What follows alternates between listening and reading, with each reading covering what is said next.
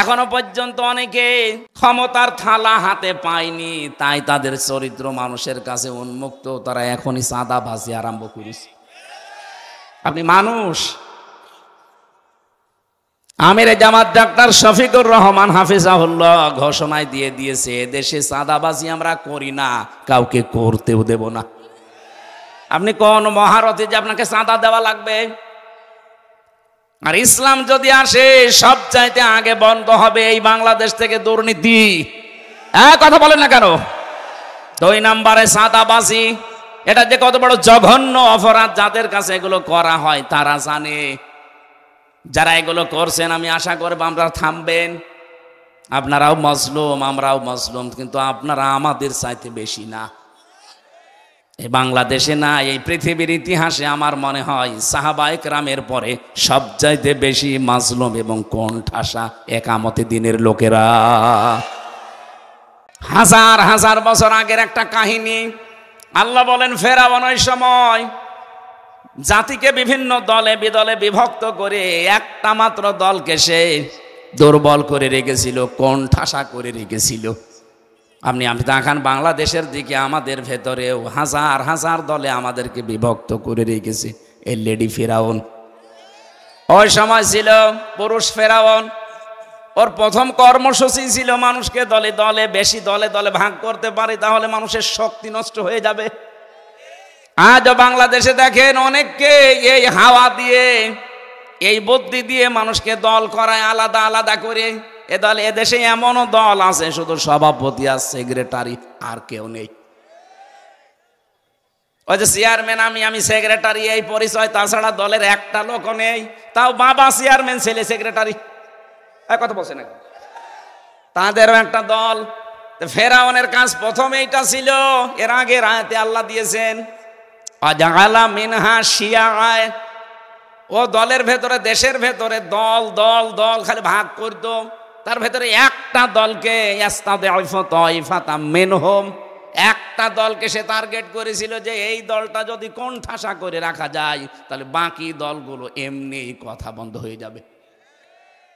আমার মনে হচ্ছে আয়াতের সাথে বাংলাদেশের একটা মিল আছে। এই 54 বছরে জালেমরা যারাই আসুক, তাদের একটাই টার্গেট, এই দেশে একামতের দিনটা কোণঠাসা হয়ে থাক। এমনকি বিশ্বের বহু মানুষ এইটাই চাচ্ছে যে এরা কোণঠাসা হয়ে থাক, এরা দুর্বল হয়ে থাক, এরা জুলুম নির্যাতন অত্যাচারের স্টিম রোলার দিয়ে এদেরকে যদি দাবিয়ে রাখা যায়, বাকি যে ছোটখাটো সভাপতি সেক্রেটারি ও ছাতা এমনি বন্ধ হয়ে যাবে। আল্লাহ বলেন, আমি একটা কাজ করিলাম, আমি ইচ্ছা করলাম যে এই দুর্বল দলটার উপরে মানান করতে। মানান মানে অনুগ্রহ, দয়া। আমি আল্লাহ তাদের উপর একটা দয়া করার ইচ্ছা করলাম। ওয়ানাজালাহুমা ইম্মাতান, আমি আল্লাহ চাইলাম তাদেরকে জমিনের নেতা বানিয়ে দেব। ওয়ানাজালাহুমুল ওয়ারিসিন, জমিনের ওয়ারিস তাদেরকে আমি আল্লাহ বানাবো। ঠিক আমার মনে হচ্ছে 2024-এর 5 আগস্টের পর থেকে আয়াতটা আল্লাহ নতুন করে দেখাচ্ছে। এতদিন যাদেরকে আপনি কোণঠাসা করে রেখেছিলেন, ওদেরকে আল্লাহ এখন একটু মনন করেছে, ওদেরকে জাতির নেতা বানিয়ে দিচ্ছে। কথা বলছে না কেন? শুধু নেতা না, জমিনের উত্তরাধিকারী আল্লাহ বানাবে। কেন বানাবে আল্লাহ পরের আয়াতে দিয়েছেন, সূরা কসস 6 নম্বর আয়াত, অনুমাক্কিনা লাহুম ফিল আরদ। আল্লাহ পাক বলেন, আমি জমিনে তাদেরকে শাসন ক্ষমতা দিয়ে দেব। অনুরিয়া, আমি দেখাতে চাই ফেরাউনকে, ও হামানকে, ও জনৌদাহুমা এবং তার দলের লোক সৈন্যবাহিনীকে, মিনহুম মা কানু ইয়াহযারুন, এই মানুষগুলো পৃথিবীতে যাদেরকে বেশি ভয় পেত, আমি আল্লাহ তাদেরকে জমিনের শাসন ক্ষমতা দিয়ে তাদেরকে দেখাবো। এই আয়াতটা খাপের খাপ, মমতাজের বাপ মিলে যাবে সামনে ইনশাআল্লাহ। বাংলাদেশের ঐতিহ্যবাহী জেলা সিরাজগঞ্জ, উল্লাপাড়া থানার অন্তর্গত খানপুর জামে মসজিদ প্রাঙ্গণে এলাকাবাসী কর্তৃক আয়োজিত মাটি ও মানুষের নেতা, আপনাদের এলাকার শ্রদ্ধাভাজন বড় ভাই, বিশিষ্ট ইসলামী চিন্তাবিদ, রাজনীতিবিদ মাওলানা রফিকুল ইসলাম খান, আতালাল্লাহু উমরাহু ওয়া বারাকাল্লাহু ফি হায়াতি, বলেন আমিন। কারণ 8 সাল থেকে শুরু করে 24 সাল পর্যন্ত যারা নির্বাচনের নামে প্রহসন করে বিভিন্ন পদ পেয়েছেন, তাদেরকে মেম্বার থেকে শুরু করে মন্ত্রী পর্যন্ত বলা নিষেধ, কারণ এগুলো আমাদের ভোটে নির্বাচিত না। এই কথা বলে না কেন? বাবা ছাড়া সন্তান হলে মানুষ যেমন জারজ বলে, জনগণের ভোট ছাড়া সরকার হলে বাকিটা বললাম না। সুতরাং এই অবৈধ জিনিসকে আমরা কোন বিবেক বুদ্ধি দিয়ে বলতে পারি যে সাবেক এমপি, সাবেক মন্ত্রী? সুতরাং পোস্টারে যদি কারো নামে এরকম লেখা থাকে, যারা 8 সাল থেকে 24 সাল পর্যন্ত নির্বাচনের নামে নির্বাচন খেলা করে আপনারা নামের আগে নামের পরে এখন সাবেক এমপি, সাবেক মন্ত্রী লিখবেন, এটা লেখা জায়েজ নেই। আর যেটা জায়েজ নেই সেটা আমরা মুসলমানেরা করতে পারি না। এদের নাম কোনো জায়গায় যদি দেখেন তাহলে দেবেন সাবেক চোর, কারণ এরা চোর। চোরকে চোর বলতে অসুবিধা কি? এতটুকু দেওয়া যায় সাবেক ডাকাত। কথা বলে না কেন? আমরা এই সংস্কৃতি থেকে বের হয়ে এসেছি এবং বের হতে চাই। সামনে ইনশাআল্লাহ জনগণের প্রত্যক্ষ ভোটের মাধ্যমে, আমানতের মাধ্যমে জনপ্রতিনিধি নির্বাচিত হবে ইনশাআল্লাহ।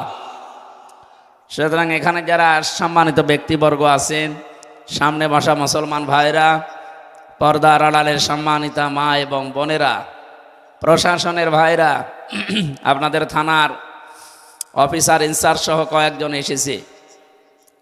যারা এসেছেন সবাইকে নিয়ে আল্লাহর দরবারে শুকরিয়া জানাচ্ছি, যিনি আমাদের বুকের ওপর থেকে একটা জগদ্দল পাথর নামিয়ে দিয়েছে। 1500 বছর আগের ইতিহাস পড়েছিলাম, আইয়ামে জাহিলিয়াতের যুগের। এই ছেলে, এই কথা বলা যাবে না, একটু ইশারায়। যারা ডিস্টার্ব করছেন কবিরা গুনাহ হবে আপনার। এখানে কোরআনের আলোচনা হচ্ছে না, চুপ করেন।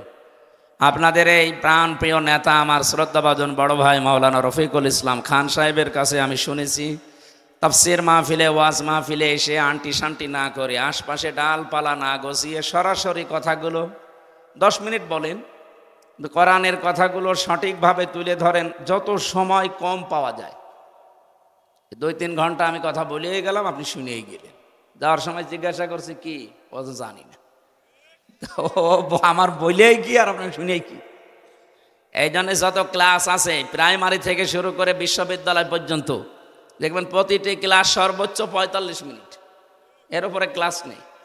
কেন? যারা ক্লাস নেয় ওদের জ্ঞান নেই, যোগ্যতা নেই। এই জন্যে বিজ্ঞান এই মেধার উপরে গবেষণা চালিয়ে দেখেছে মানুষের ব্রেনে, এ মাথায় কথা ধরার একটা লিমিট আছে।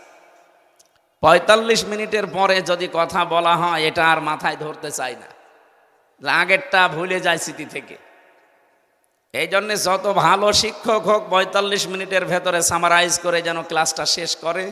বিশ্ববিদ্যালয়ে দেখেছি যত ভালো শিক্ষক হোক, আমার আল আজহার বিশ্ববিদ্যালয়ের শিক্ষক ছিল, মদিনা বিশ্ববিদ্যালয়ের শিক্ষক ছিল, ডক্টর জিহাদ শাহর ক্লাস নিলে 2-5 ঘন্টা কিছুই মনে হবে না, কিন্তু 45 মিনিটের বেশি ওনারে ক্লাস নিতে দেয়নি। 45 মিনিট শেষ, আর একজন এসে গেটে দাঁড়িয়ে থাকে, আপনি বের হয়ে যান, দরজায় আর একজন আছে। তার মানে আপনার এই সাবজেক্টের উপরে 45 মিনিটে আপনি শেষ করে দেবেন।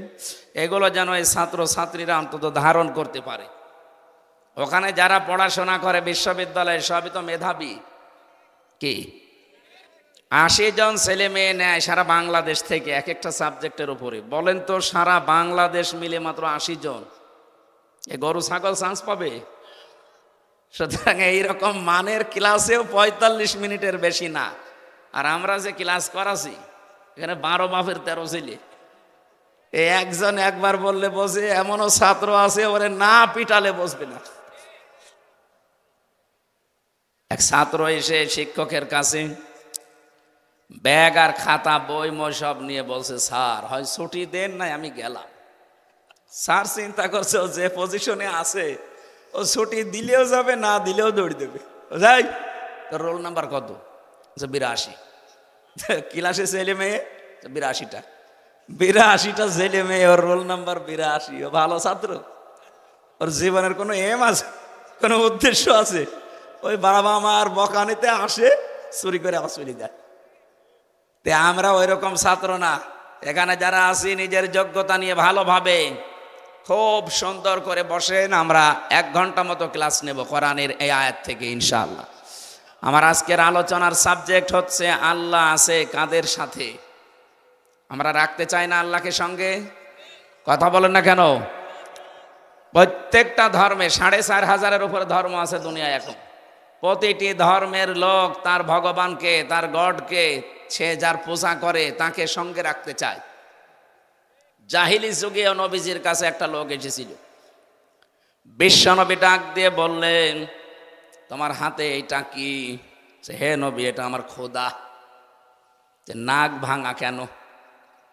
যে একে আমি সব সময় সঙ্গে রাখি আমার বরকতের জন্যে, কোনো জায়গায় ফেলে দেই না, সব সময় সাথে রাখি, কাছে রাখি, যেন আমি বিপদ আপদ থেকে বাঁচতে পারি। এরকম মেকি খোদার সঙ্গে নিয়ে বাঁচার জন্যে এই 15.5 বছরও অনেকে চেষ্টা করেছিল। আপনি দেখেছেন বড় বড় পোস্টার লাগিয়ে রাখতো, বড় বড় ব্যানার টাঙিয়ে দিত, উপরে খোদা নিচে হুদা, এরকম হাঁ করে আছে। এই যে উপরে যে 2 জনের ছবি টাঙিয়ে নিচে আপনি পায়ের কাছে আছেন, এমনি তো না। এলাকার জনগণকে আপনি বোঝাতে চাইতেন যে আমি কিন্তু অমুক দলের।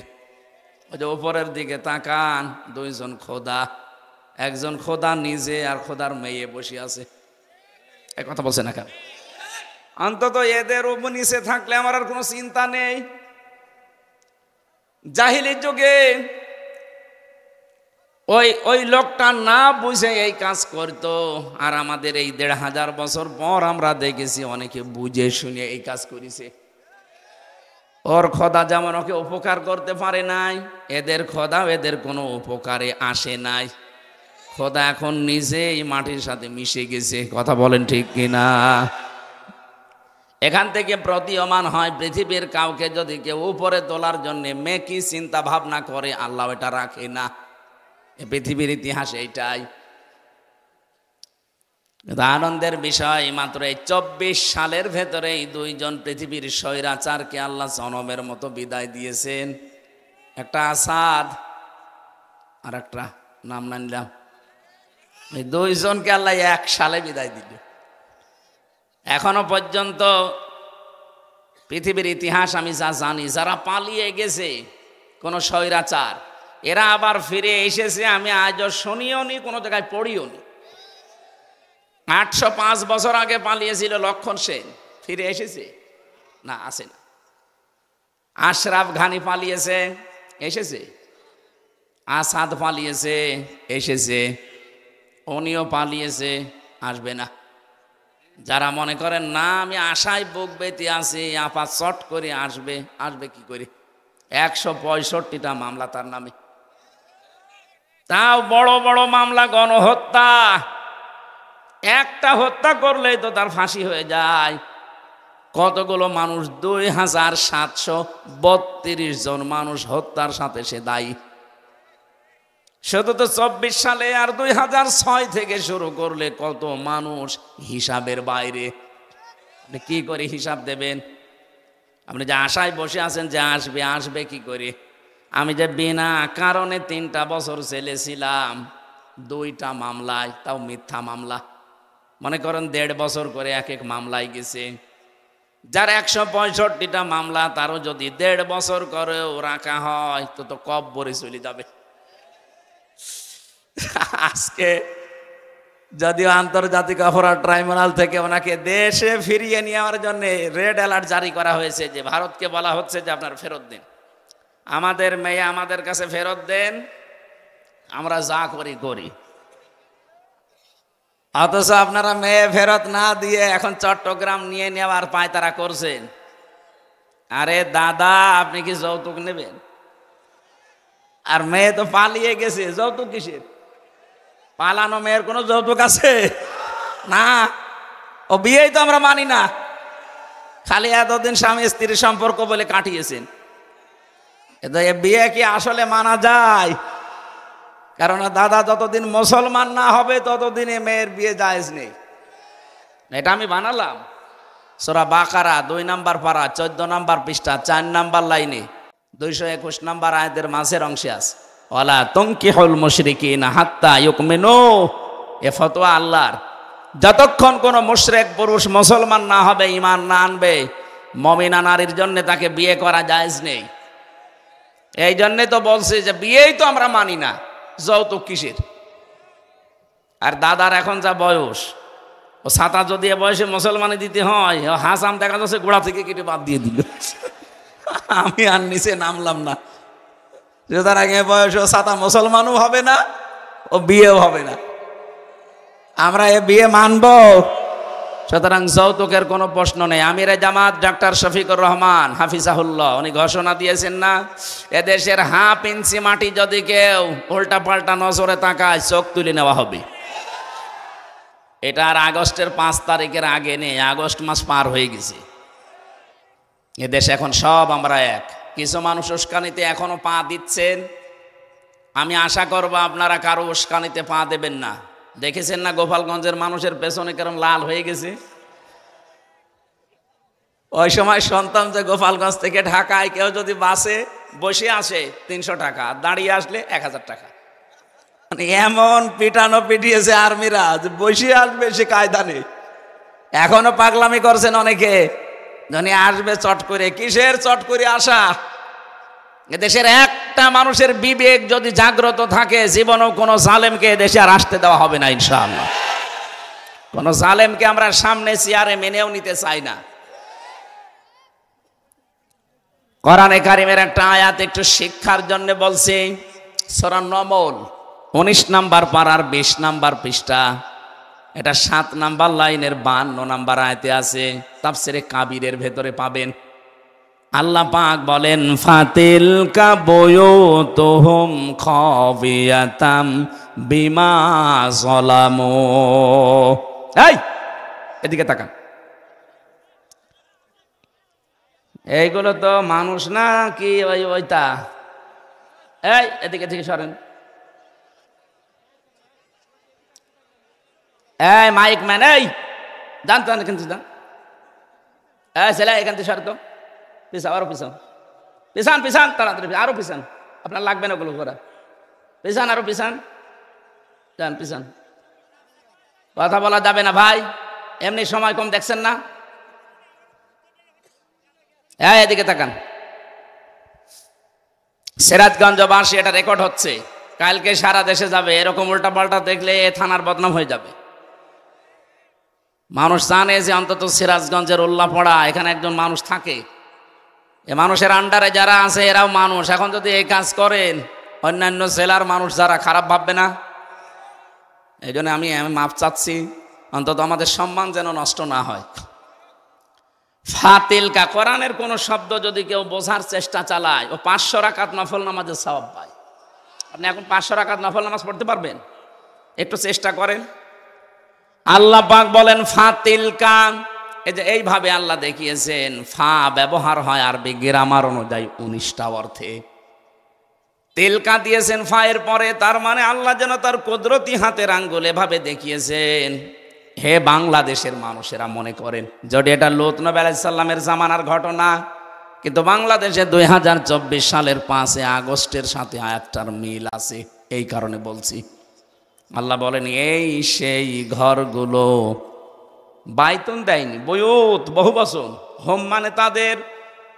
আল্লাহ বলেন এই সেই ঘরগুলো, হে নবী আপনি একটু তাকান না কেন এদের ঘরের দিকে? খাবিয়াতান, আমি জনশূন্য করে দিয়েছি, পরিত্যক্ত করে দিয়েছি, বিমা যালামু, তাদের জুলুমের কারণে।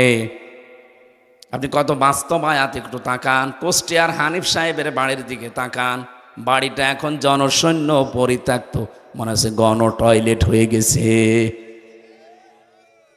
গত পরশু দিনও পেপারে দেখলাম ঢাকার ওই ধানমন্দির বাড়িটা কত জলুসপূর্ণ ছিল, কত মানুষ আবেগে গেছে, চুমা খেত, অথচ এখন জাতীয় টয়লেট হয়ে গেছে।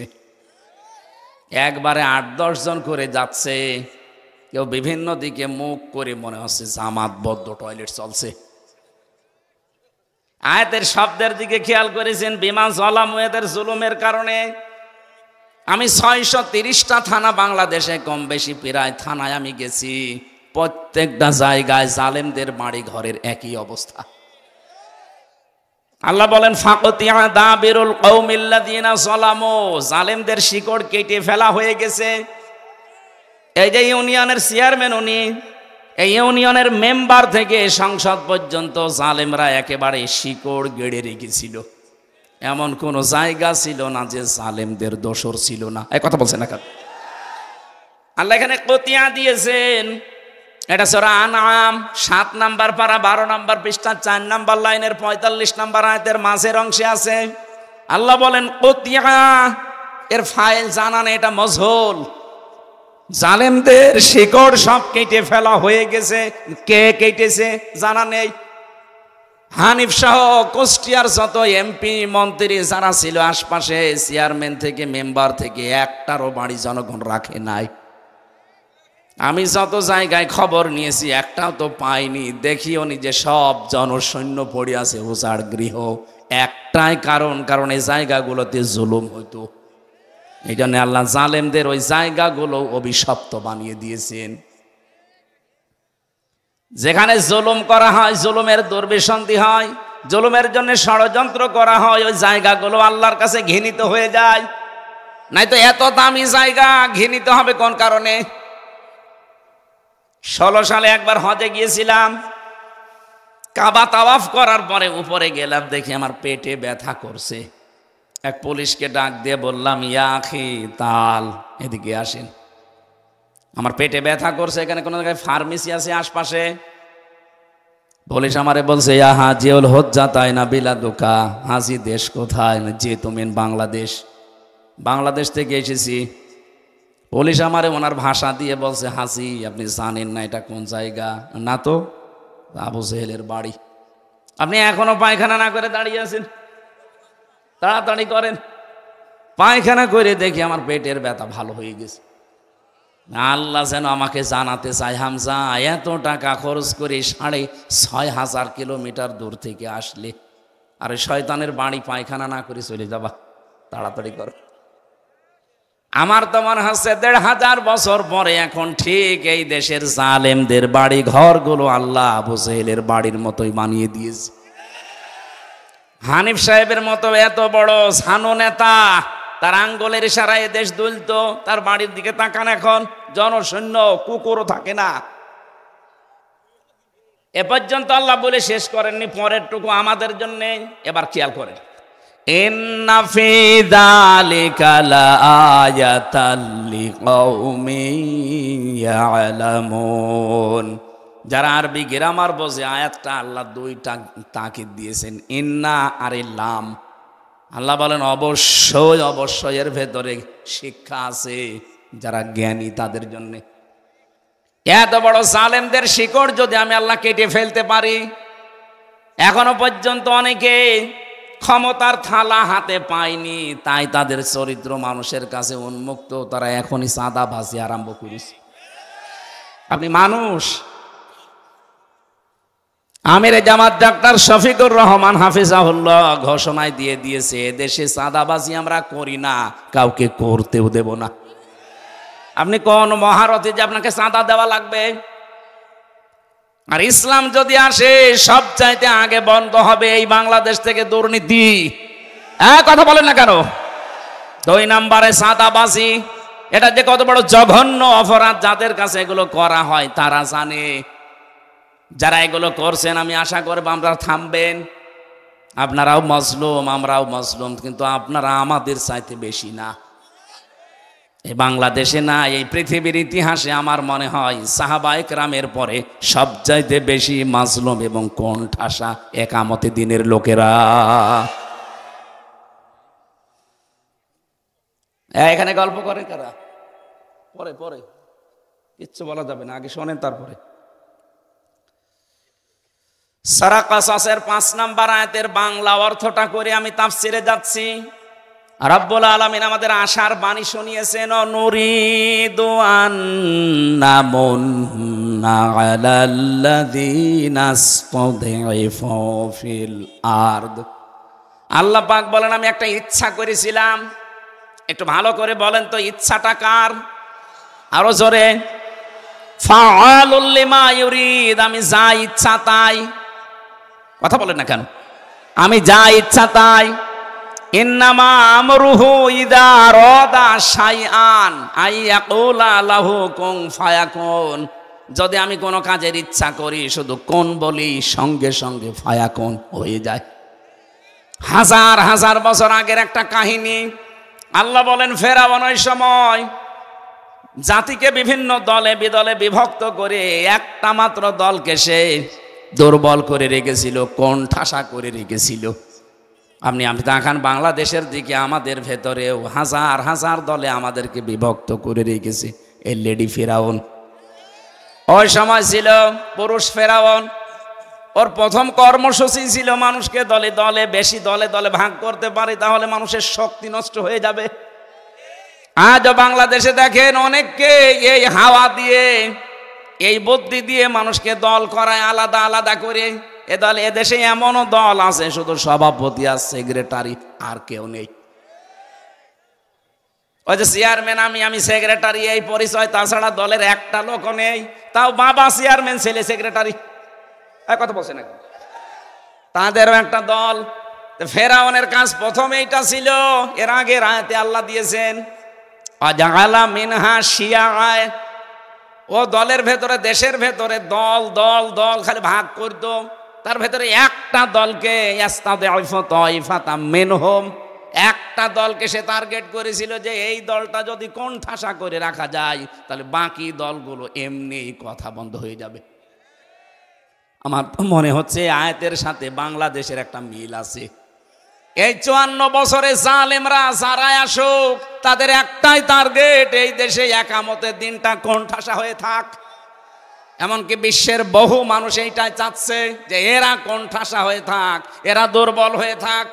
এরা জুলুম নির্যাতন অত্যাচারের স্টিম রোলার দিয়ে এদেরকে যদি দাবিয়ে রাখা যায়, বাকি যে ছোটখাটো সভাপতি সেক্রেটারি ও ছাতা এমনি বন্ধ হয়ে যাবে। আল্লাহ বলেন আমি একটা কাজ করিলাম, আমি ইচ্ছা করলাম যে এই দুর্বল দলটার উপরে মানান করতে। মানান মানে অনুগ্রহ, দয়া। আমি আল্লাহ তাদের উপর একটা দয়া করার ইচ্ছা করলাম। ওয়ানাজালাহুমা ইম্মাতান, আমি আল্লাহ চাইলাম তাদেরকে জমিনের নেতা বানিয়ে দেব। ওয়ানাজালাহুমুল ওয়ারিসিন, জমিনের ওয়ারিস তাদেরকে আমি আল্লাহ বানাবো। ঠিক আমার মনে হচ্ছে 2024-এর 5 আগস্টের পর থেকে আয়াতটা আল্লাহ নতুন করে দেখাচ্ছে। এতদিন যাদেরকে আপনি কোণঠাসা করে রেখেছিলেন, ওদেরকে আল্লাহ এখন একটু মনন করেছে, ওদেরকে জাতির নেতা বানিয়ে দিচ্ছে। কথা বলছে না কেন? শুধু নেতা না, জমিনের উত্তরাধিকারী আল্লাহ বানাবে। কেন বানাবে আল্লাহ পরের আয়াতে দিয়েছেন, সূরা কসস 6 নম্বর আয়াত, অনুমাক্কিনা লাহুম ফিল আরদ। আল্লাহ পাক বলেন আমি জমিনে তাদেরকে শাসন ক্ষমতা দিয়ে দেব। অনুরিয়া, আমি দেখাতে চাই ফেরাউনকে, ও হামানকে, ও জনৌদাহুমা এবং তার দলের লোক সৈন্য বাহিনীকে, মিনহুম মা কানু ইয়াহযারুন। এই মানুষগুলো পৃথিবীতে যাদেরকে বেশি ভয় পেত, আমি আল্লাহ তাদেরকে জমিনের শাসন ক্ষমতা দিয়ে তাদেরকে দেখাবো। এই আয়াতটা খাপের খাপ, মমতাজের বাপ মিলে যাবে সামনে ইনশাআল্লাহ। কোরআনের পাখি আল্লামা শহীদুল্লাহ আলাইহি জীবনে যতগুলো স্বপ্নের কথা বললেন, একটা স্বপ্নকেও আল্লাহ বাদ দেয়নি, সবগুলো দেখিয়েছেন। এমনি দেখাননি। সূরা ফাতিহা, লাকাদ সাদাকাল্লাহু রাসূলাহুর রুয়া বিল হক। অবশ্যই আমি আল্লাহ, এখানে ফাইল কর্তা আল্লাহ নিজে। লাকাদ সাদাকাল্লাহ, আল্লাহ বলেন অবশ্যই আমি আল্লাহ সত্যে প্রমাণ করব আমার রাসূলের স্বপ্নকে। বলেন তো রাসূল এখন আছে? কথা বলেন না কেন? রাসূলের নায়েব আছে, ওলামা একরাম যারা, আল উলামা ওয়ারাসাতুল আম্বিয়া, আলেমরা না রাসূলের ওয়ারিস। সুতরাং রাসূলুল্লাহর স্বপ্ন যদি আল্লাহ সত্য প্রমাণ করে দেখাতে পারেন, রাসূলের ওয়ারিস যারা, তাদের স্বপ্ন আল্লাহ দেখাবে না? কথা বলেন না কেন? অবশ্যই দেখাবে। লা তারফাউ আসওয়াতাকুম ফাওকা সাওতিন নাবিয়্যি ওয়ালা তাজহারু লাহু বিল কওলি কাজহারি বা'দিকুম আন তাহবাতু আমালিকুম ওয়া আনতুম লা তাশউরুন। সাবধান ইমানদারেরা, আমার রাসূলেরও কথার উপরে আওয়াজ করে কথা বলবা না। এই আয়াতটা তো সে ১৫০০ বছর আগে শেষ হয়ে যাওয়ার কথা, এখনো কোরআনে আছে। কোন কারণে আছে? এই জন্য রাসূল থাকবে না, কিন্তু তার ওয়ারিসরা থাকবে। আর রাসূলের কথার উপরে ওয়াজ করে আওয়াজ করে কথা বললে যেমন আমল আখলাক সব নষ্ট হয়ে যায়, রাসূলের ওয়ারিসদের উপরে যদি কেউ কথা বলে তার পেছনের আমল আল্লাহ নষ্ট করে দেবে। আন তাহবাতু আমালুকুম, আমলের বহু বচন আমাল, একটা কাজও বাকি থাকবে না। আপনার নামাজ, রোজা, দান, সাদগা যা করেছেন দুনিয়ায় সব আল্লাহ বলেন আমি নষ্ট করে দেব। ওয়া আনতুম লা তাশউরুন, টেরও পাবে না কখন নষ্ট হয়ে গেছে। এই জন্য রাসূলের স্বপ্নগুলো যদি আল্লাহ সব সত্যে প্রমাণ করে দেখাতে পারেন, আমাদের যিনি রাসূলুল্লাহর ওয়ারিস আমরা যাদেরকে মনে করি দেশে আলেমরা, আর এক বাক্যে দলমত নির্বিশেষে সারা পৃথিবী থেকে আল্লামা সাইদি, এই আল্লামা শব্দটা এমনি দেওয়া হয়নি। কথা বলেন না কেন? শহীদ আল্লামা দেলাওয়ার হোসাইন সাইদি 50টা বছরে কোরআনে কারিমকে বিশ্বের বিভিন্ন দেশে প্রমাণ করেছেন, প্রচার করেছেন। এ লোকটা আলেম, তার যে স্বপ্নগুলো আল্লাহ সব আমার মনে হচ্ছে একটা একটা করে দেখাচ্ছে।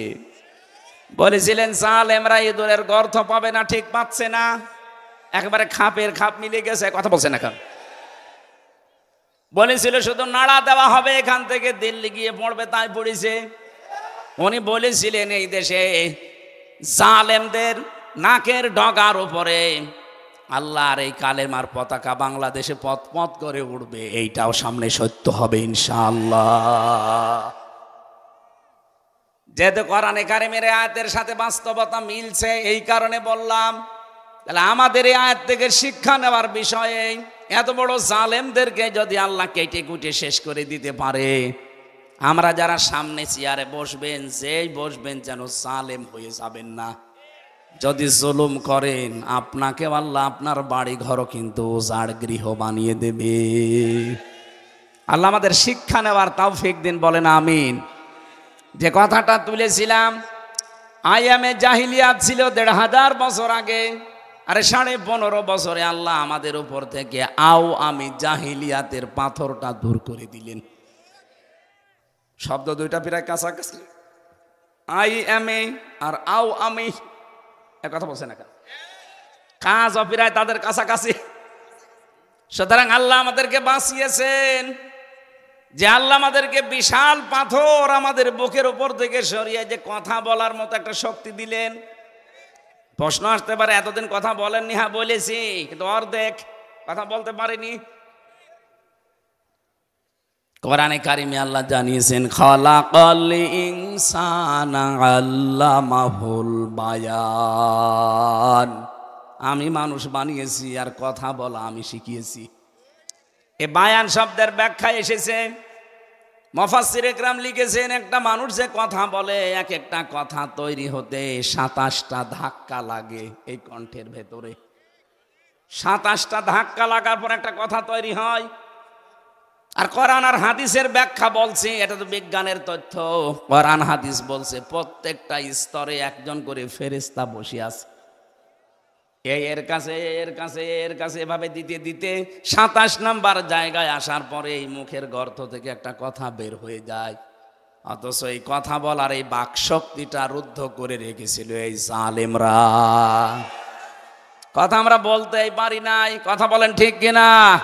যে কয়জনই কথা বলেছে তারাই ওই অন্ধকার প্রকোষ্ঠে জীবন কাটিয়েছে। সুতরাং আল্লাহ যে এই বাক শক্তি যারা চেপে রেখেছিল আল্লাহ যে ছেড়ে দিয়েছেন, যারা এখন কথা বলতে পারেন, জবান খুলে বলেন আলহামদুলিল্লাহ। আমরা রাসূলের উপরে দরুদ আর সালাম পাঠের মাধ্যমে তেলাওয়াতকৃত আয়াত সূরা মায়েদা, কোন সূরা বলেন বলেন? একটা মাত্র আয়াত পড়েছি, আয়াতের নাম্বার 12। কত? মায়েদা মানে দস্তরখানা। মায়েদা মানে কি? তামাম দুনিয়াটাই আল্লাহ দস্তরখানা বানিয়ে রেখেছেন। এই সূরার নামকরণে আমি একটা হাদিস পেয়েছি, বিশ্বনবী জানিয়েছেন কেউ যদি দস্তরখানা বিছিয়ে খাবার খায় আর পড়ে যাওয়া খাবারটা তুলে খায় দস্তরখানা থেকে, তাহলে তার জান্নাতের হুরদের দেনমোহর আদায় হয়ে যায়। আমলটা ছোট কিন্তু বিশাল বেনিফিট পাবেন। আপনি জান্নাত পাবেন কিনা সে গ্যারান্টি নেই, অথচ জান্নাতের হুরদের দেনমোহর পর্যন্ত আদায় হয়ে গেছে এই ছোট্ট একটা কাজে। আপনি জান্নাত না পেলে এত বড় সুসংবাদ নবী দিত না। এই জন্য আজকে থেকে আমলটা কেউ ছাড়বেন না। দস্তরখানা বিছিয়ে খাবার খাওয়া যদিও ছোট মনে হয়, এটা কিন্তু সুন্নাহ। কথা বলেন না কেন? আমাদের এই শরীরের ভেতরে 360টা হাড় আছে। এই যে হাড়গুলোর জোড়া, নবীজি বলেন এই জয়েন্টে জয়েন্টে যে জোড়াগুলো লেগে আছে প্রতিদিনে জয়েন্টে সাদগা দেবা। সাহাবী বলেন হুজুর আমি গরিব মানুষ, সাদগা পাবো কোথায়? বিশ্বনবী বলেন 2টা কাজ দুনিয়ায় করলে সাদগা আদায় হয়ে যাবে। মসজিদের ভেতরে যদি কোনো ময়লা পড়ে থাকে, কপ থুতু কাশ যাই ময়লা থাকে, নিজের দায়িত্ব মনে করে তুলে ফেলে দিবা। আর দস্তরখানায় পড়ে যাওয়া খাবারটা তুলে খাবা। তাহলে নবীজি জানিয়েছেন এই যে 360টা জোড়া এর সাদগা আল্লাহ তোমার কাছ থেকে আদায় বলে ধরে নেবেন। আমরা এই আমলগুলো করি। নামকরণের ভেতরে আরো হাজারো কথা ছিল। আমরা তাফসিরে যাচ্ছি, এই আপনারা কথা বলেন কেন? একদম স্তব্ধ হয়ে যাবেন। এখন নামাজ চলছে, 500 রাকাত নফল নামাজের সওয়াব পাবেন এই 1 ঘন্টায়। আমার ভাইরা, আজকের আলোচনার বিষয়টা বলেছিলাম আল্লাহ আছে কাদের সাথে। বললাম না যে প্রত্যেকটি ধর্মের মানুষরাই তার দেবতাকে সঙ্গে রাখতে চায়। ওই যে বেদুইন রাখতে চেয়েছিল, নবীজি বললেন যে নাকটা ভেঙে গেছে, বলে হ্যাঁ নাক ভেঙেছে আমার কারণেই, আমি এরে রেখে কোনো জায়গায় যাই না। এমনকি টয়লেটে যাওয়ার সময় চিন্তা করলাম খোদা একে টয়লেটে নিয়ে যাওয়া যায়, রাখলাম পাশে। কাজ সেরে এসে দেখি ওর মাথা থেকে পা পর্যন্ত পুরা ভিজা। চিন্তা করলাম খোদার গা ভিজা, না জানি কোন রহমত বরকতের পানি হবে। জব্বা বের করে চাটলাম, খাইলাম, দেখি গন্ধ দুর্গন্ধ, একটা বিটকট বিট ঘটিয়া একটা কি এরকম স্বাদ বা উদ্ভট স্বাদ। পানিটা যদি রহমতের পানিতে গন্ধ হবে কেন? আশপাশে তাকিয়ে দেখি একটা কুকুর দাঁড়িয়ে আছে, ওর নিচ দিয়ে পানি টপকাচ্ছে। এইবার টের পালাম যে এ কোন রহমতের পানি। মেজাজ গেল খারাপ হয়ে, এই তুই খোদা না হুদা? কুকুরের পোশাক থেকে নিজেকে বাঁচাতে পারো না, আমি বিপদে পড়লে বাঁচাবে কি করে? দিলাম একা ছাড়, গেছে নাক ভেঙে। হে নবী, এদের অসারতা, এদের কল্প কাহিনী, এদের মিথ্যাচার, এদের সব ভুয়া বিষয়গুলো আমি ধরে ফেলেছি, যেগুলো সব বাজে জিনিস। আমি আর এই মিথ্যাচারের সাথে থাকতে চাই না। আমি এসেছি তাওহীদের নিচে আশ্রয় নিতে। দয়া করে আপনি আমাকে পড়িয়ে দেন লা ইলাহা ইল্লাল্লাহু মুহাম্মাদুর রাসূলুল্লাহ। আমার মনে হয় সেই সময় এখন এসে গেছে। আজ হাজারো মানুষ তাদের ভুলটা অন্তত আজ করতে পেরে বিবেকের তাড়নায় তারা ফিরে আসতেছে। গত বর্ষা দিন যশোরে কলেজের অধ্যাপককে আমি শুধু 3 মাস বলেছিলাম, স্যার আপনি একজন বিসিএস ক্যাডার, আপনার ঈমান নেই কিন্তু আপনার বিবেক আছে। আপনি আমার ধর্মীয় গ্রন্থ কোরআনটা শুধু একটু বুঝে পড়বেন বাংলায়।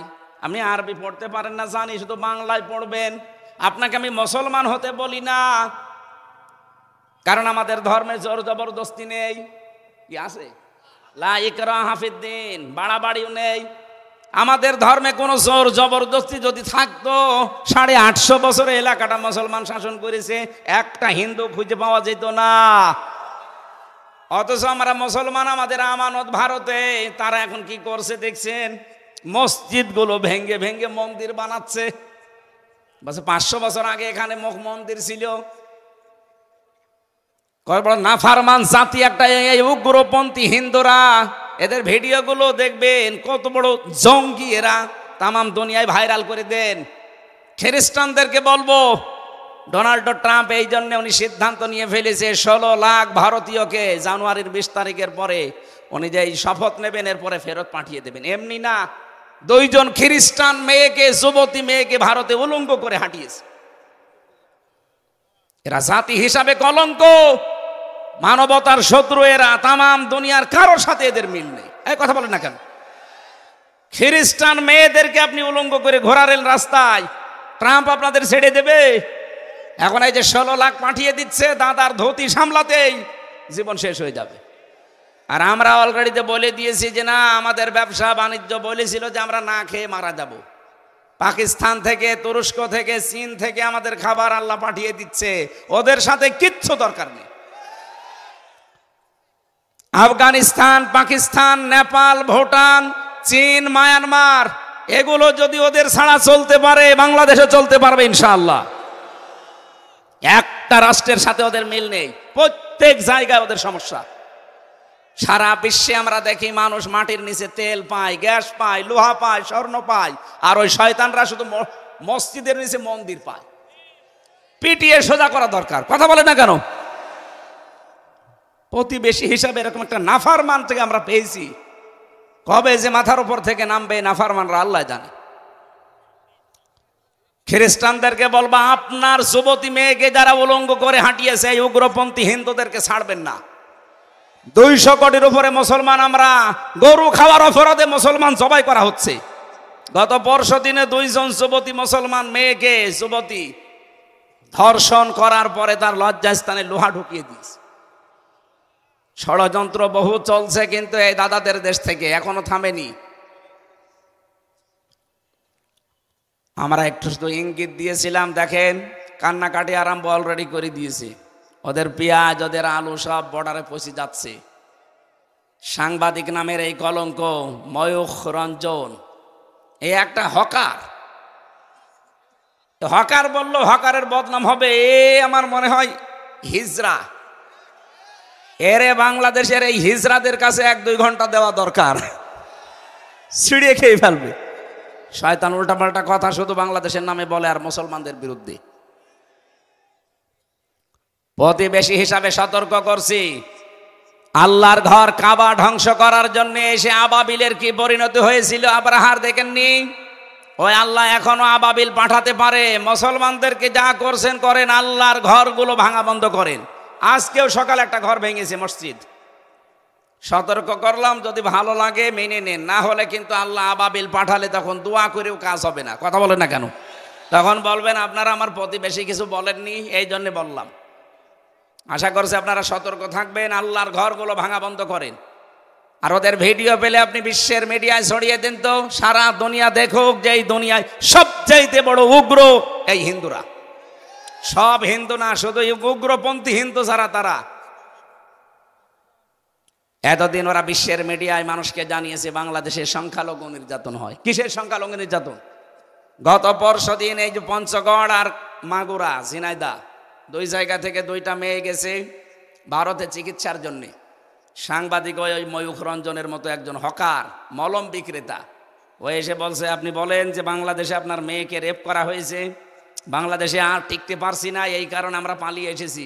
মেয়েটা একেবারে মানে গরম ভাতে ছাই দিয়েছে। কি বলেন আপনি? আমরা এসেছি আমার মেয়ের হাতের চিকিৎসা করাতে। আর ওই দেশে আমরা যে আগস্টের 5 তারিখের পর থেকে সবচাইতে বেশি শান্তিতে আছি, মনে হয় স্বর্গে আছি। সাংবাদিকের মুখ গেছে একেবারে বিড়ালের মতো। কি ষড়যন্ত্র চলছে দেখেছেন, যে এইটা নিয়ে বিশ্বের মোড়লদেরকে দেখাবে, এই দেখেন। এই জন্য অন্য কোনো প্রেসক্রিপশনে ঔষধে কাজ হচ্ছে না, এই জন্য বারবার পালিয়ে তো বসে নেই, ওখান থেকে বারবার শুধু টার্গেট করে হিন্দুদেরকে দিয়ে কাজে লাগাতে যাচ্ছে। হিন্দুরাও অত পাগল না, এগুলো সব তার উগ্র না। কথা বলেন না কেন? গোবিন্দ পরামানিক অলরেডি বলে দিয়েছে যে এই দেশে জামাত ইসলামী বাংলাদেশ এবং আলেম ওলামাদের কাছে এই দেশের হিন্দুরা সবচাইতে বেশি নিরাপদ। এবার নেন ঠেলা খান, আপনার ভাই এই কথা বলিস।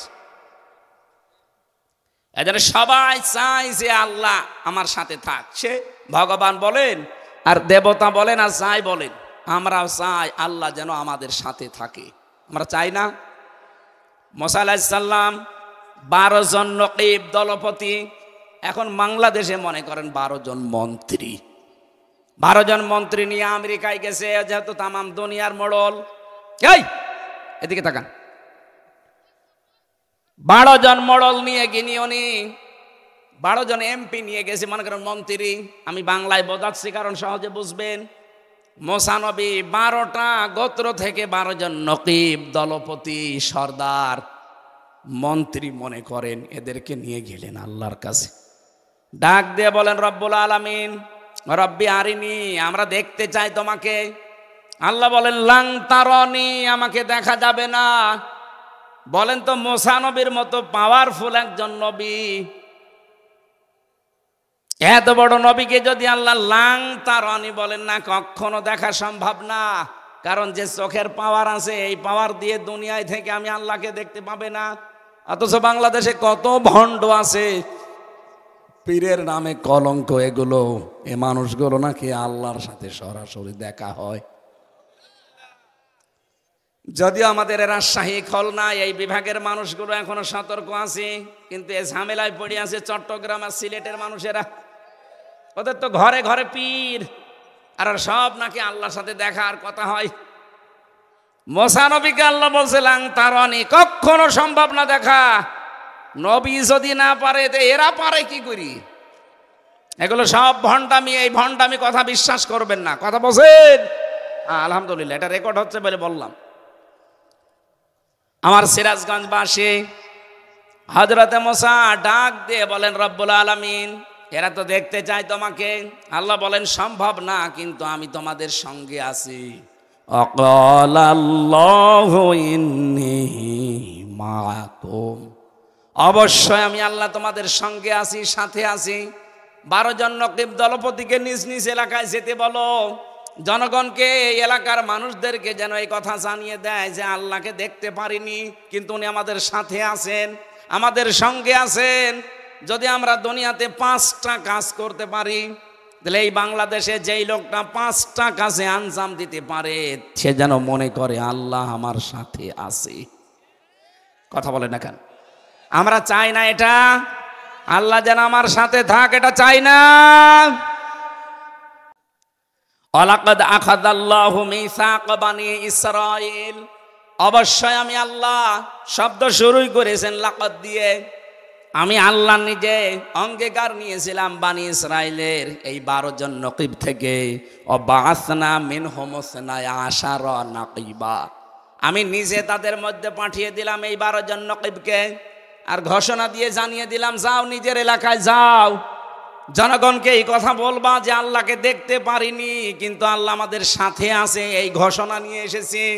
লাইন অবশ্যই, যদি লামে তাকিদ আর ইন মানে যদি, লাইনা আকামতুমুস সালাতা ওয়া আতাইতুমুজ যাকাতা, 1 নম্বরে এলাকায় যদি নামাজ কায়েম করতে পারি আর যদি যাকাত আদায় করতে পারি, ওয়া আমানতুম বিরুসুলি, আর যদি আমরা ঈমান আনতে পারি আল্লাহর রাসূলদের উপরে, ওয়া আযযারতুমুহুম, তাদেরকে সাহায্য করতে পারি, ওয়া আকরাদতুমুল্লাহা কারদান হাসানা, আল্লাহকে যদি উত্তম ঋণ দিতে পারি, এই 5টা কাজ যদি আমরা করতে পারি, আল্লাহ আমাদের গ্যারান্টি দিয়েছেন, ইন্নী, অবশ্যই আমি, মাআকুম, তোমাদের সঙ্গে আছি। আল্লাহ বলেন, আমি তোমাদের সঙ্গে আছি, সব সময় সাথে থাকবো। এই 5টা কাজ করা লাগবে। সিরাজগঞ্জবাসী, প্রথম কাজটা আকামতুমুস সালাতা।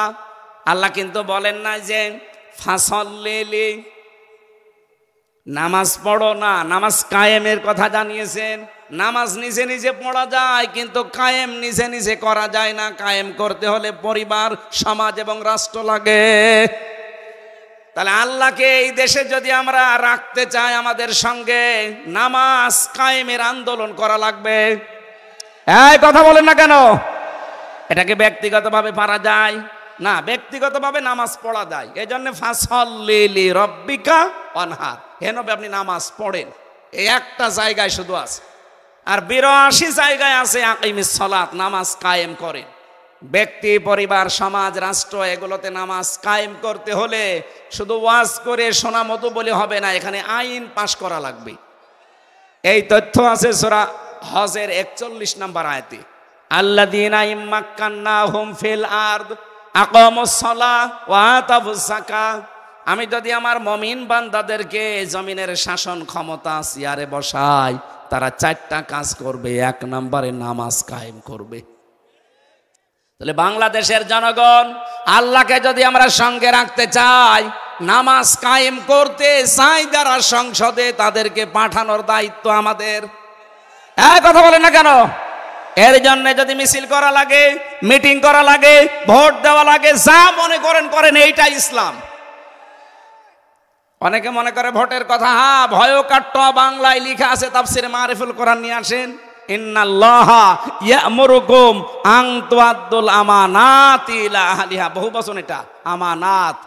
অবশ্যই আল্লাহ তোমাদেরকে নির্দেশ দিচ্ছে যাবতীয় আমানত তার প্রাপকের কাছে পৌঁছিয়ে দাও।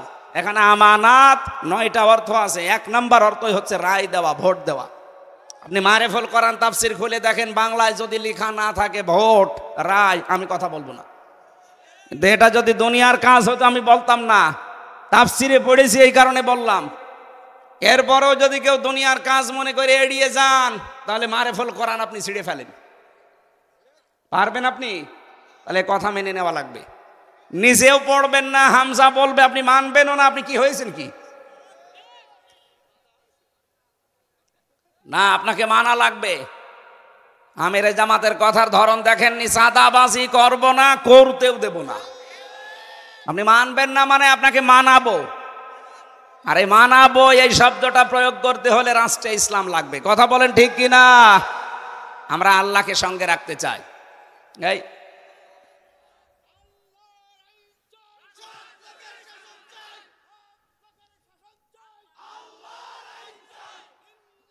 আলহামদুলিল্লাহ ভাই,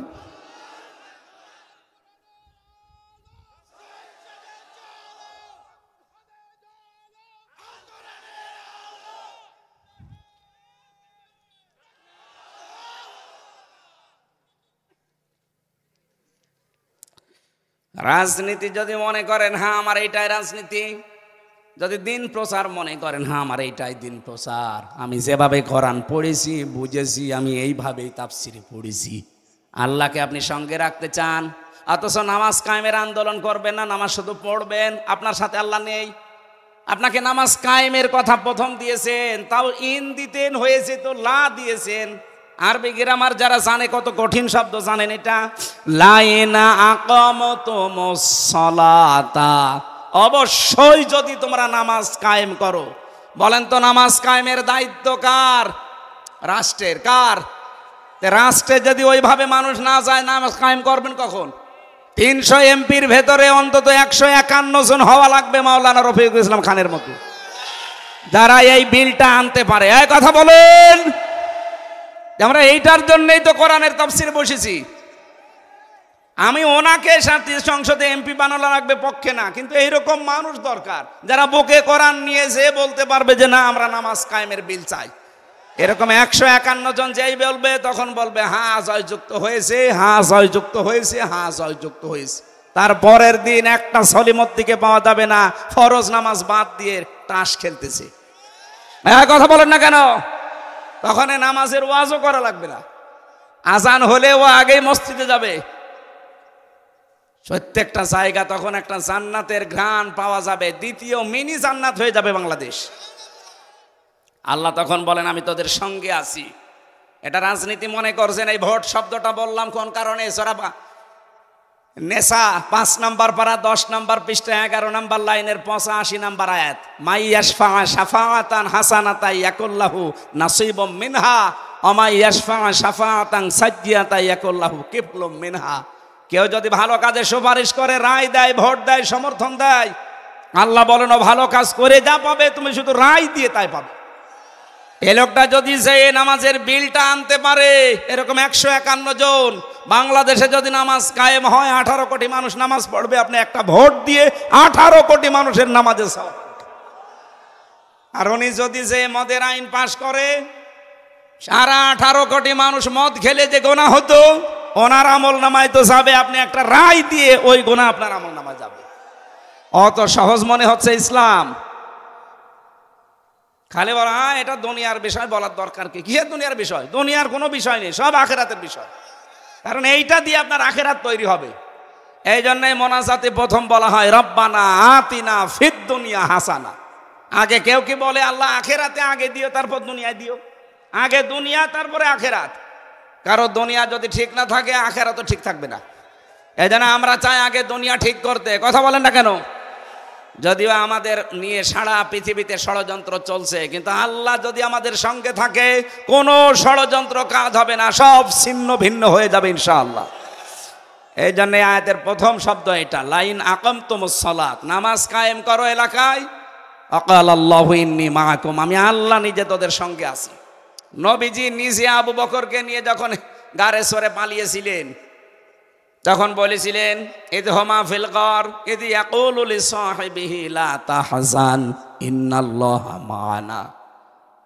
স্মরণ করো এই সময়ের কথা যখন গুহার ভেতরে তার সাথীকে মুহাম্মদুর রাসূলুল্লাহ বলেছিলেন, কোনো ভয় নেই, কোনো চিন্তা নেই, আমরা দুইজন না, আমাদের সাথে কে আছে। এই জন্য মা মানে সঙ্গে থাকা, সাথে থাকা। আল্লাহ পাক বলেন, আমি আল্লাহ নিজে সঙ্গে আছি। ওই সময় যেমন হেরা গুহাকে গারে সোরার ওই গুহায় ছিলাম, আমি আল্লাহ সঙ্গে থাকার কারণে কঠিন বিপদ থেকে বাঁচালাম। মাকড়সা জাল বিছিয়ে দিল, কবুতরের ডিম পেড়েছে, কাফেরদের একটা ধাঁধা লেগে গেছে। এই বিশ্বেতে যত ষড়যন্ত্র হচ্ছে বাংলাদেশ নিয়ে, বিশেষ করে প্রতিবেশী এদের দ্বারা, সত্যি যদি দলমত নির্বিশেষে নামাজটা রাষ্ট্রীয়ভাবে কায়েমের ব্যবস্থা হয়, আল্লাহ সাথে থাকবে, কোনো ষড়যন্ত্রে কাজ হবে না। আমরা এটা চাই না। 2 নম্বরে যাকাত ভিত্তিক অর্থনীতি কায়েম করবা। এটা তো আর ওয়াজের কাজ না, এটা আইনের কাজ। এ বাংলাদেশে বহু মানুষ আছে নামাজ পড়ে, রোজা রাখে, হজ করে এসেছে, কিন্তু যাকাত কি ও জানেও না, দেয়ও না। এবং কি অর্থনীতি কি, ইসলামী অর্থনীতির পাঠ ও কিচ্ছু জানে না, অথচ পীর হয়ে বসে আছে, বিশাল আলেম, অর্থনীতির একটা সাবজেক্টও জানে না। এই যে এত বড় একটা বিশাল ইবাদত, মুশারাকা আছে, মুদারাবা আছে, মুরাবাহা আছে, বায়ে সালাম আছে, বায়ে মুআজ্জাল আছে, বায়ে ইস্তিসনা আছে, বায়ে ওয়াহিদা, 28টা চ্যাপ্টার আছে, একটাও জানে না। তে আপনার এটা ইবাদত না? একটা অর্থনীতি যে একটা ইবাদত অনেকে জানে, অথচ 2 নম্বরে আল্লাহকে সঙ্গে রাখতে চাইলে অর্থনীতির কথা আল্লাহ দিয়েছেন, ওয়াতাইতুমুজ যাকাত, যাকাত ভিত্তিক অর্থনীতি কায়েম করো। বাংলাদেশে ইসলামী ব্যাংক চেষ্টা চালিয়ে যাচ্ছে। অনেকে বলে ইসলামী ব্যাংক আর এই সোনালী, চৈতালি, রূপালী সব এক। কে বলেছে আপনাকে এক? ওরা তো সরাসরি হারাম কাজে জড়িত। এরা চেষ্টা চালাচ্ছে, যতদিন যাকাত ভিত্তিক অর্থনীতি কায়েম না হবে ততদিন এরাও পারবে না। কিন্তু এদের গোনা হবে না। কারণ কি? নবীজি নিজে 13 বছর মক্কায় থাকতে নামাজ পড়েননি। নামাজ পড়লেন কাবা শরীফের দিকে, অথচ 360টা মূর্তি। কি করে নামাজ পড়লেন? কাবার ভেতরে 360টা মূর্তি নিয়েই তিনি নামাজ পড়েছিলেন, কারণ ওটা সরানোর ক্ষমতা তার। বলেন বলেন। অথচ ওই নবী মদিনায় দিয়ে ক্ষমতা নিয়ে যখন আসলেন, মূর্তিগুলো ভেঙে ফেলে দিলেন। এবার আবার নামাজ আরম্ভ করলেন। এবার নামাজ হয়নি, আগেরটা হয়নি।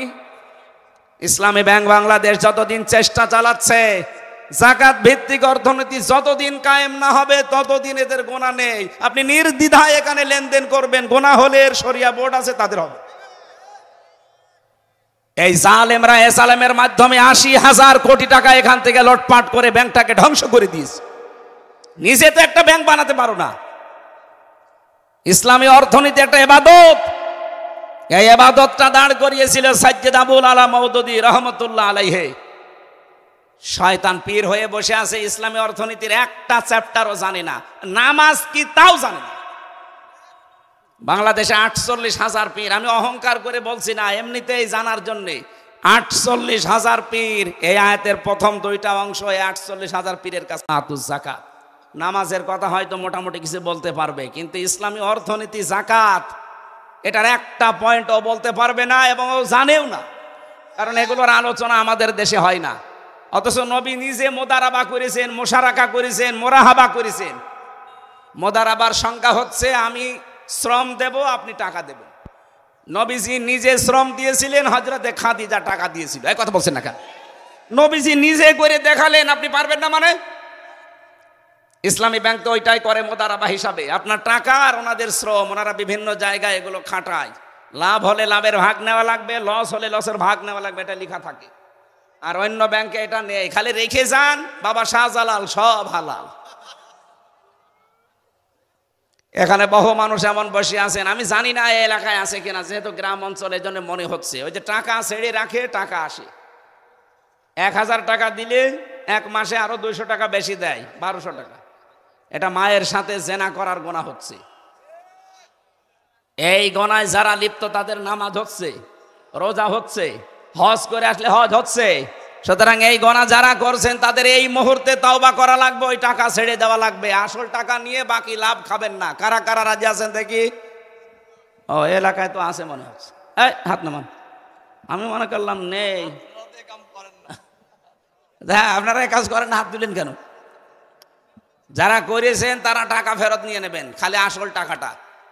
এই যে আকরাদুমুল্লাহ কারদান হাসানা, আল্লাহকে যারা উত্তম ঋণ দেয়, আপনি একজন মানুষকে দান করার চাইতে যদি ধার দেন, ঋণ দেন, ডবল সওয়াব পাবেন। একদিকে তার উপকার আর একদিকে ঋণ দেওয়া।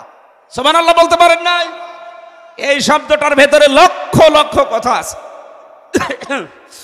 আমাদের শহীদ আল্লামা মতিউর রহমান নিজামী রহমতুল্লাহ আলাইহি, ওনার স্ত্রীর আজকে মাহফিল আমার পাবনাতে।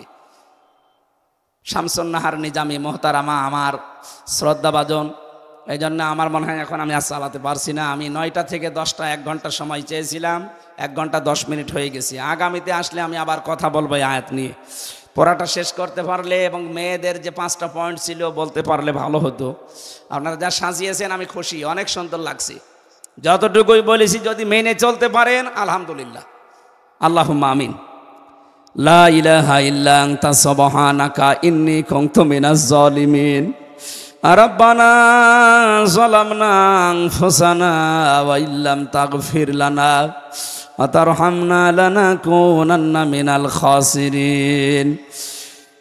রব্বুল আলামিন, বড় আশা নিয়ে হাত তুলেছি।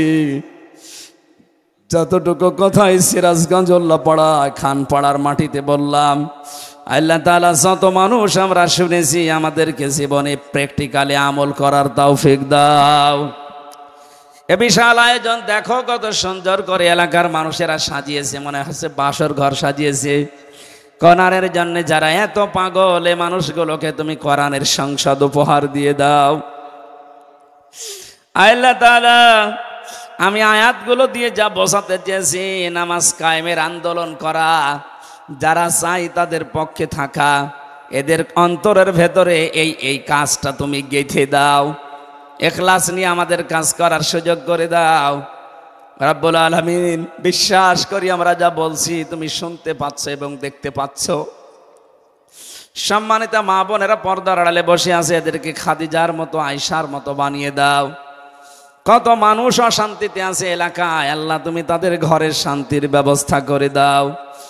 মাহফিলের প্রধান অতিথি মাটি এবং মানুষের সন্তান মাওলানা রফিকুল ইসলাম খান, আল্লাহ তার বাবা মাকে মাফ করে দাও, তার শরীরটা সুস্থ রাখো, তার জীবনের কোরবানিগুলো কবুল করে নাও।